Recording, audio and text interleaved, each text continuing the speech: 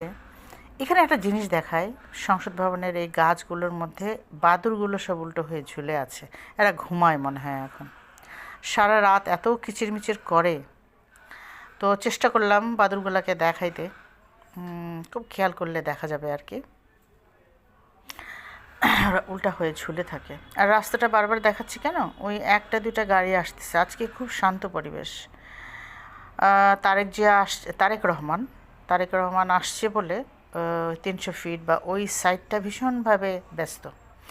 আর আমার বাড়ির সামনে খুব হালকা যাতায়াত, রাস্তার উপরে হাঁটা যাচ্ছে আজকে। অরিগানো পাতা প্রচুর আছে। আমি শুকনাটা কমই ব্যবহার করি। আমি অরিগানো পাতা এরকম কাঁচা নিয়ে খুব কুচি কুচি করে সেটা ব্যবহার করি, যেটা বানায় না কেন। হার্ব তো আসলে যে কোনো জিনিসের সাথে খাওয়া যায়। তো এটা যে শুধু পিজাতেই দিব এমন না, তবে ও পাশ্চাত্য দেশে এরা পিজাতে ইউজ করে, আমি সব কিছুতেই ইউজ করি যখন যেটাতে মানায় আর কি। এই হচ্ছে আমার বাগান, এই হচ্ছে আমার গাছের সারি। খুব সুন্দর অবশ্য, যদিও এই এই ফুল বাগানটা আমার ভাইয়া এটাকে পরিষ্কার করে, পানি দেয়, মানে উনি দেখভাল করেন, লোক লাগিয়ে উনি দেখভাল করেন। আজকে ছাদ ভীষণভাবে পরিষ্কার করা হয়েছে।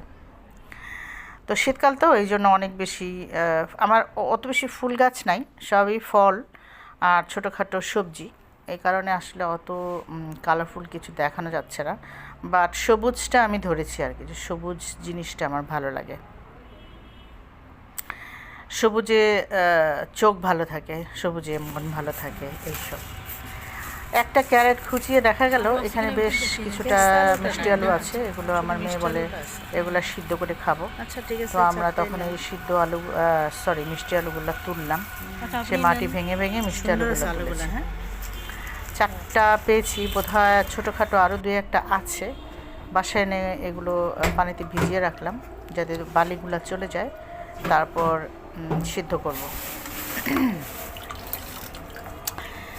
সিদ্ধ করে খাবো আর কি, দেখা যাক কী হয়। এই সিদ্ধ বসিয়েও দিয়েছে মেয়েটা ধুয়ে এটাকে, দারুণ সিদ্ধ হয়েছে। আমার আর তস হইতেছিল না, একটা থেকে একটুখানি কেটে আমি ছিলে খেয়ে দেখলাম, মানে অর্ধেকের বেশি সিদ্ধ হয়েছে না, ওটাই আমি মোটামুটি একটুখানি ছিলে নিলাম।